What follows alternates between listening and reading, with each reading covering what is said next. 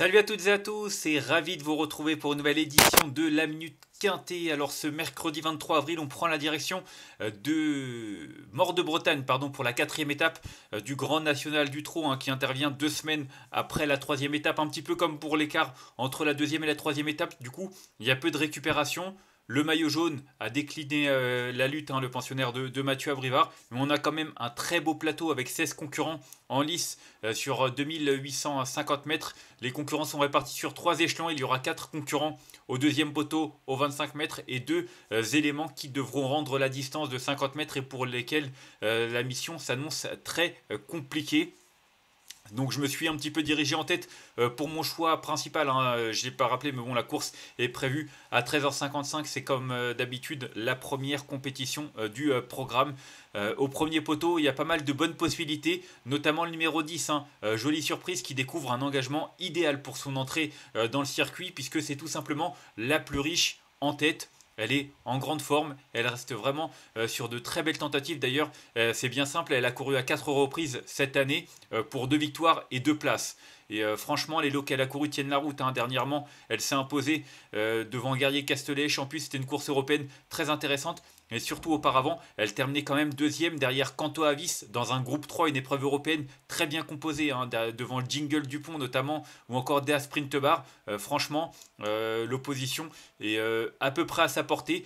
C'est vrai qu'il y a 2 éléments très intéressants au deuxième poteau, mais c'est vrai que le fait qu'elle ait 25 mètres d'avantage, pour moi, ça peut être vraiment un atout qui fait la différence. Et vu la qualité de l'engagement et le fait qu'on fasse appel à Mathieu Mottier, pour moi, ça en dit long sur les ambitions de son entourage.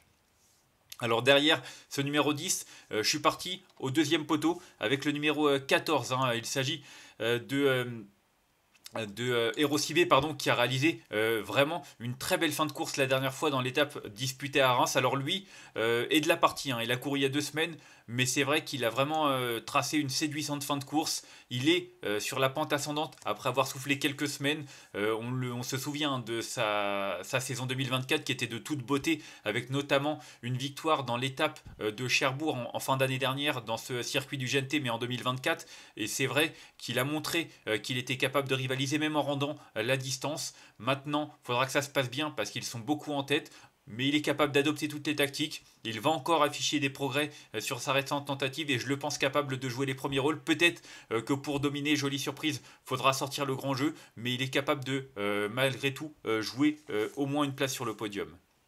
Ensuite, j'ai retenu en troisième position le numéro 11, Indy de Gire, qui a remporté l'étape d'ouverture du côté d'Amiens début mars, avant de confirmer 3 semaines plus tard du côté de Salon de Provence. Alors, lui, c'est l'inverse. Il n'a pas couru l'étape de Reims pour justement arriver avec de la fraîcheur sur cette épreuve. Et c'est vrai que le fait qu'il soit déféré des 4 pieds, ce qui n'était pas le cas lors de sa victoire début mars ou même lors de sa 4e place à Salon de Provence, ça montre qu'on a envie de montrer les muscles avec son entourage. Et moi je pense que si on le fait faire des 4 pieds, c'est déjà qu'il a de bons pieds, mais c'est certainement qu'on en espère une très grande performance. Lui aussi pour la victoire, il faudra que ça se passe bien, parce que rendre la distance, surtout sur cette piste de Mort de Bretagne où c'est jamais évident, ce sera pas une mince affaire. Mais visiblement, au vu de ce qu'il a montré dans les 2 premières étapes, il a le droit de monter sur le podium, bien entendu. Ensuite, j'ai retenu en 4e position le numéro 3, Jean Zibard. Je l'aime bien, Jean Zibard. C'est un cheval qui reste sur 2 victoires au trot monté. Maintenant, il a également de la qualité à l'attelage. Il a un gros moteur. Il est parfois pas forcément si facile que cela à canaliser. Mais visiblement, il a gagné aussi en maniabilité avec l'âge. Et c'est vrai que sa dernière sortie à l'attelage date du 14 janvier. Et c'était très bien, battu par Chestnut, un cheval étranger, je crois, entraîné par Daniel Reden, qui a montré de la qualité. Il battait Jotun du Dôme, Dragowski. Le lot tenait la route. Alors oui, là, l'opposition est plus relevée. Il fait partie des moins riches. Mais clairement, il n'a pas atteint sa limite. Et c'est vrai que le fait de le voir déférer des 4 pieds, c'est également un signe de confiance. Et pour son retour à l'attelage, je pense qu'il est capable de frapper un grand coup, même s'il y a quand même de sérieux clients sur sa route. Ensuite, j'ai retenu en cinquième position le numéro 7. Il s'agit du premier atout de Jean-Paul Marmion, hein, Ibiza Bella, qui sera déféré des quatre pieds hein, cette fois-ci. Alors, elle a couru 3 fois cette année et franchement, on a l'impression qu'elle est sur la montante. Cinquième lors de sa réapparition, puis troisième, puis deuxième en dernier lieu à Laval. Là, on l'a déféré des quatre pieds. Franchement, c'est quand même là aussi un signe de confiance. Et puis lors de sa rentrée, elle terminait cinquième derrière Ulysse Digeo, Harmonista, Goldstar, Igus Kisoton qui vient de remporter le prix de l'Atlantique. Et tout ça au même poteau. Franchement, le fait de se retrouver en tête face à de tels clients, elle a le droit sur ses performances de lutter pour un très bon classement. En tout cas, moi je lui fais confiance et pour ce premier atout Marmion, pour moi c'est certainement le plus capable de réaliser une performance de choix. Ensuite, j'ai retenu en sixième position le numéro 9, bien engagé, un Grégor. Alors Grégor, c'est un profil assez spécifique, hein. C'est un cheval qui monte de catégorie. Maintenant, il a réalisé une très belle année 2024, alignant les succès et les accessites. Il y a une quatrième place aussi au passage, mais c'est vrai que premier, quatrième, premier, deuxième, premier, il a eu droit à du repos. Il s'est imposé dès sa rentrée du côté de Pontchâteau. C'était début mars avant de se montrer fautif. Mais bon, c'était fin mars du côté de Laval. Il était ferré. C'était pas un objectif en soi. Donc, faut pas le condamner là-dessus. Là, il est allégé dans sa ferrure, comme lors de ses très très belles tentatives de l'année dernière et même lors de sa rentrée. Il est très bien engagé en tête. Il est confié à Eric Raffin. Alors, pour moi, il est barré. Après, on peut avoir des surprises. Il est barré, quand je dis il est barré pour la victoire. Peut-être même pour le podium, parce qu'il y a quand même des jeunes bien meilleurs que lui en valeur pure. Mais vu la forme qu'il tient et ce qu'il a montré tout au long de l'année 2024 et lors de sa rentrée, pour moi, on est en droit d'en attendre un bon classement. Mais avant le coup, s'il venait à terminer 4-5e, pour moi, il aurait rempli son contrat. S'il venait à jouer mieux, c'est qu'il aurait encore affiché bien plus de progrès que ce que je n'espère.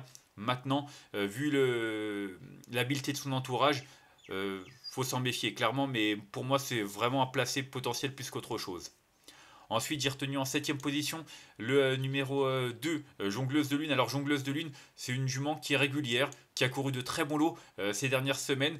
Dernièrement, à Pontchâteau, c'était une petite course de rentrée. Elle était ferrée. C'était vraiment pour peaufiner sa forme en vue de cette compétition pour laquelle elle est déférée des quatre pieds.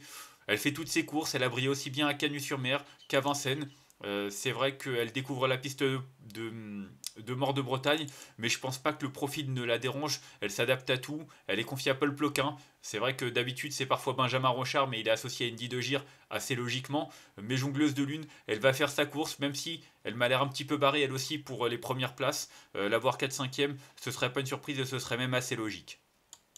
Et enfin, en huitième position, je suis resté encore une fois au premier poteau avec le numéro 8, Gamin des Îles. Gamin des Îles qui est en forme. C'est pas la même opposition que d'habitude. Hein. On l'a vu dans des quintés bien composés, notamment du côté de Vincennes, hein, dans des épreuves qui tenaient la route. Il est en forme. Ce ne sera pas Jean-Michel Bazir qui n'est pas de la partie lors de cette réunion. Mais vu la qualité de l'engagement et le fond dont il dispose, parce que c'est un cheval qui a beaucoup de fond et qui est même capable de prendre tête et corde, il est pourquoi pas capable de garder une petite place au passage du poteau. Et enfin, en cas de non partant, pardon, j'ai retenu le numéro 6. Hein. Il Express qui a besoin de nous rassurer. Hein. 2 disqualifications consécutives. C'est vrai que le 12 mars, du côté de Laval, elle aurait certainement joué un très bon rôle sans sa faute. Dernièrement, c'était pour son entrée en lice dans le GNT du côté de Salon de Provence où elle s'est montrée fautive. Voilà, il y a quand même des petits doutes sur sa capacité à se montrer sage. Mais l'engagement est valable, elle est allégée dans sa ferrure, c'est à elle de remettre les pendules à l'heure. Et si elle se montre sage, je n'ai aucun doute qu'elle puisse se mettre en évidence. On va faire un petit récapitulatif de ma sélection avec le numéro 10 que j'ai retenu devant le 14, le 11, le 3, le 7, le 9, le 2 et le numéro 8. En conseil de jeu, j'ai vraiment l'impression qu'on a quelques bonnes bases, hein. Pas seulement 3. C'est vrai que j'ai retenu en tête de ma sélection le 10, jolie surprise, devant le 14, Zero Cibet, le 11, Indy de Gire.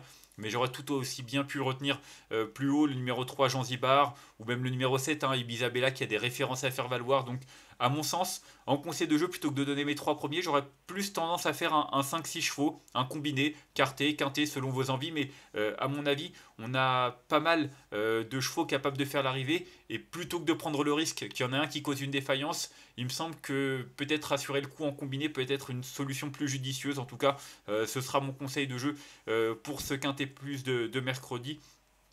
J'espère avoir bien cadré la course. En tout cas, je vous remercie de m'avoir suivi pour cette nouvelle édition. Si vous avez aimé cette vidéo, n'hésitez pas à la liker, à la partager ou encore à vous abonner à notre chaîne YouTube en cochant la petite cloche pour être au courant des prochaines vidéos. On se retrouvera jeudi du côté de Longchamp. On en reparle d'ici là dès demain. Je vous souhaite en attendant une excellente journée et de bons jeux à tous. Bye bye.